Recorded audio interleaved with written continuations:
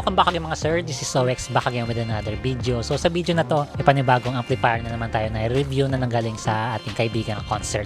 This is the Concert 603R+. So medyo nabubulol pa ako dati sa pangalan or sa naming ng Concert kasi hindi ako masyadong familiar dyan eh. Although meron itong version na 602 na hindi ko alam kung ano yung pinagkaiba sa 603R+.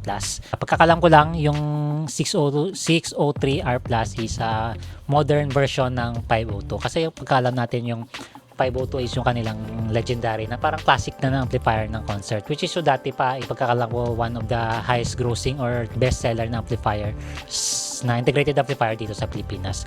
Sa ako nga sa dati kong pinakauna ko talaga integrated amplifier is Concert 502. Yun nga lang, yung fake version lang na nabili ko. Hindi ko pa dati alam kung ano yung original sa fake. Kaya ngayon, yan yung isang talakay natin sa Concert na 603R+, how to spot the fake and original products talaga. Again, another successful collaboration from Concert or Zamone Ventures Corporation. And thank you Ma'am Gina and kay Sir Billy dyan. Siyempre, i-review natin yan, testing natin yung tunog niya. Then siyempre, unahin natin yung mga features, kung ano ba yung mga panibagong features may provide ng 602R+ na wala sa 502. At syempre, standard practice dito sa channel, ano natin yan, i-gut check natin yan para naman sa mga technical side or para malaman ng mga viewers natin na kung ano ba yung laman ng yung mga piyesa na ginagamit ng Concert 603R+. So abangan yan mga sir. So ito mga sir, yung front panel ng ating Concert 603R+. Agaw tingin talaga yung yung bagong features nito, yung digital display na LCD. Ayan. Ito yung talagang makikita mo na pinagkaiba niya sa 502 or modern design kung tawagin. Sa size naman parang parang same thing rin sa 502. Parang hindi naman nagbago yung laki nito or yung mga skew, parang yung size niya. Although mas well ventilated lang yung top side ng amplifiers na to kasi ma-open na makikita natin yung niya, guts niya kahit hindi natin buksan. Pero buksan pa rin natin yan kasi hindi natin masisilip dito yung niya, yung mga transistor, kung ano ba yung ginagamit, and then yung kanyang transformer or power supply niya. This one is well ventilated, kaso nga lang pasukin siya ng ng alikabok or tubig kung mabasa man. Dapat siguro may may cloth na na mesh na tinatawag para sa dust, para hindi pasukan ng alikabok dito. Although well ventilated naman siya sa para iwas init sa amplifiers natin. Then syempre, pagkakalam ko yung mga knobs dito sa ilalim is parang na yan, common yan or standard niya ng 502 na merong karaoke, EQ, surround, loudness, bass, treble, mid, balance, na yan standard niya na features ng Concert. Although pinagkaiba lang yung switch yan, parang na push button na, hindi na yung toggle na on and off. So ngayon bago na yung selector niya, parang rotary knob na siya. Ayan, so lang natin gagawin lang natin dito, mag-iiba na yung selector niya. Yan, Bluetooth, channel FM, auxiliary, sa rotary na siya, hindi na siya ng ibang selector na magpo-push ka pa. Ito parang streamline na, mas mabilis magpili ng anong gagamitin mo na modes sa pag-connect. Although Bluetooth pwede yan, may Bluetooth po yan, optical, auxiliary, DVD, CD, yan Bluetooth, parang coaxial, meron siyang coaxial, yan CD, Bluetooth, parang parang paikot-ikot lang siya kasi parang doble yung Bluetooth. Ito Bluetooth, kasama yung Bluetooth dito, yan Bluetooth, ito ayan, paikot-ikot lang yan. Same thing rin sa volume knob, ayan, or yung niya, attenuators niya, yan, malalaman natin yan. Hindi kasi parang kung dito ka mag-bass, parang unlimited yung volume. Yan, parang unlimited yung volume mo, yung potentiometer mo. Pero na po ito, rotary knob na po ito. Kaya hindi natin mapansin na bago na pala yung volume controls ng Concert 603R+. To the right is dagdag volume or decibels hanggang 40 dB. Ayan, kung mag-down naman, punta lang sa left. Ayan. So may guide naman siya, hindi naman tayo malilito kung walang number dito. May guide naman sa digital display yan. 40 yung maximum dB. So same thing yan, loudness, USB, navigation control, low ang repeat, forward, play, pause. Ayan.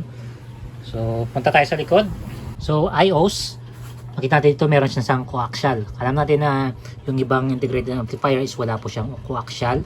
And then syempre yung optical rin. Ito yung ibang features na wala sa Parang talaga siya parang home component talaga or component system talaga na Parang sa iba kasi sa classic na component is may mga features na ganito. Yung iba kasi na integrated amplifiers, tinatanggal na to para kasi hindi na masyadong ginagamit yung mga ganitong features or IOs sa pangbahay. Pero importante rin to kasi ito optical para to sa mga TV. So ito lahat ng input, auxiliary DVD, RCA po yan. Then yung EQ out. Pero pwede ka dito mag-input ng EQ mo kung wala kang mixer. So dito ka lang mag-loop, ng tawag dito is FX loop. Super bass, ito kung for example may active speaker ka, mag-out ka lang dito, direkta mo lang sa input ng ng bass frequency lang lalabas dito. Output ng speakers is center speakers.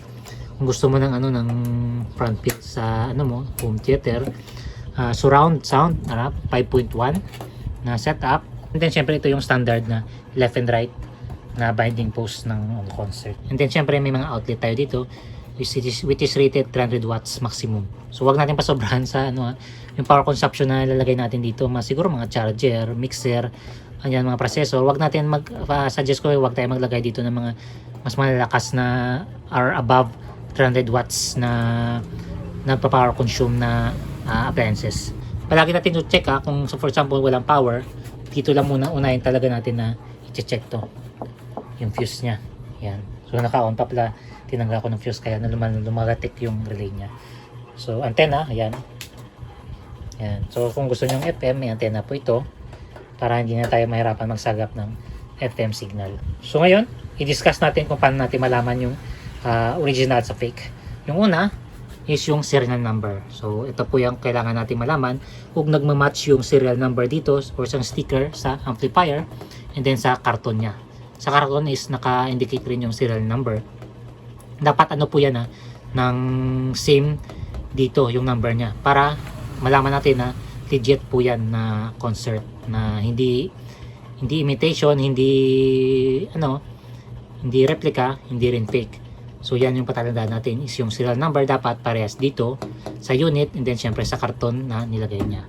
Yung isa pa is yung concert has may label talaga dito na naka-indicate na nanggaling ito sa Moni Ventures Corporation. May talaga dito, may naka-print.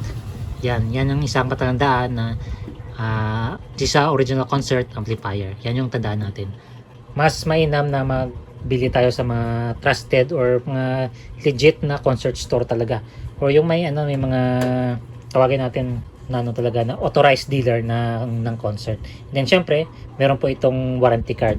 So kung walang warranty card, syempre understandable na yan na that is a fake concert. Kasi for example, kung may nasira dito, pumunta ka sa service center, wala kang warranty card, syempre hindi po yan i-entertain ng taga-concert yung amplifiers mo kasi hindi authorized yung or hindi nila alam kung saan mo yan binili and baka fake po yan. Kaya importante na may warranty card yung pagbili mo, especially sa mga original na concert 603 or lahat ng version ng concert.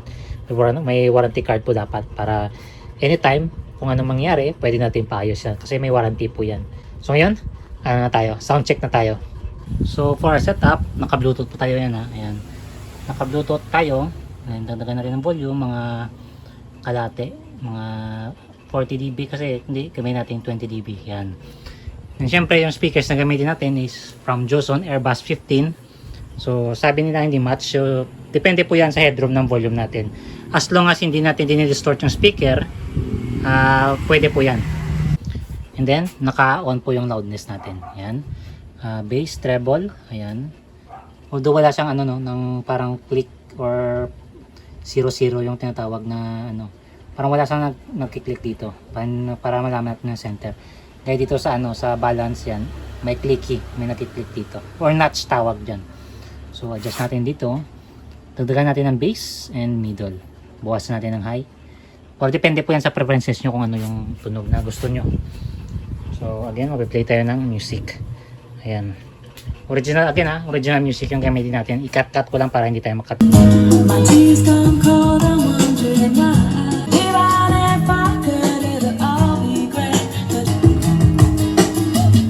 I drank too much last night, girl.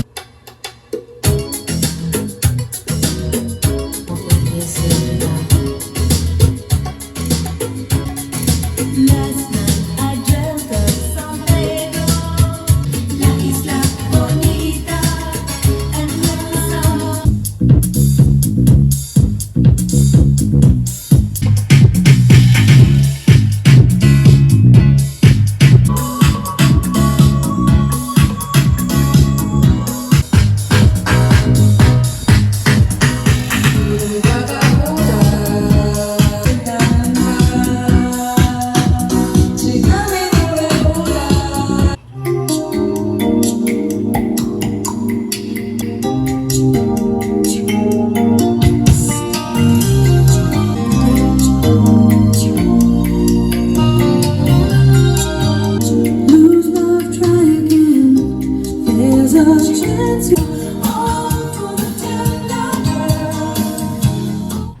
So yan mga sir, kakatapos na natin mag sound check ng 603R ng concert. So ngayon, ano naman natin siya, ng gut check naman siya, which is yung isang setting part sa papili o pagbili ng amplifier na dapat malaman natin yung ano niya, yung piyesa na ginagamit. So yan, buksan natin. Isip na screw, ayaw ito. Kanina pa ko ng ikot, ayaw tumanggal na.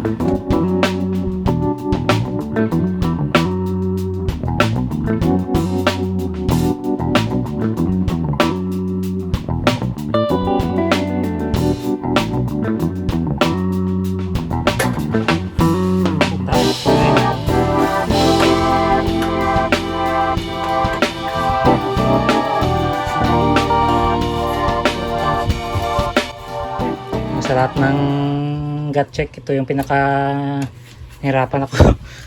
Diyos ko, tangin ng screw to. Ayaw pa matanggal oh. Kaya ano ko na lang, bined ko na lang. Diyos ko, kawawa naman yung ano. So anyway, punta tayo sa gut check. So ito yung ano naman ng ating concert 502. I mean na ako natanda loko-loko na yung ano ko. Concert 603 R plus yan. Power supply is 37037. So ano lang, hindi magkalayo sa ano sa concert na 502. Pero ano pa, same rin siya ng ano ng wattage is 500 watts per channel times 2. Capacitors dalawa with 10,000 microfarads at 63 volts. And then may heatsink sa dito. And then ito rin yung malaking heatsink niya. So meron itong ilang pairs per channel, 4 pairs per channel na ano na. So, oo nga, sa lahat ng gadget ito yung pinahirapan ako. Ayan o, kahit transistor, hirap basahin. Ayan, nakita ko na. So, ayan yung nakasulat is A1941. Yung iba, parang iba-iba eh. Iba-iba yung number ng ano ng ano niya. So, 2 channel to, 8 lahat. Ayun o, pinahirapan ako. 37 yung power supply niya. So yan yung gut check natin. So yun mga sir, kakatapos na natin i-review gut check and sound check. Medyo nahirapan ako sa gut check kasi may isang screw na ayaw matanggal. Unlimited data yung turn niya. So ayan kung gusto niyo mag-order, meron po ito sa concert official stores or online. May promo code po ako dito sir. I-flash ko dito para makakuha kayo ng discount once na mag-order kayo nito online.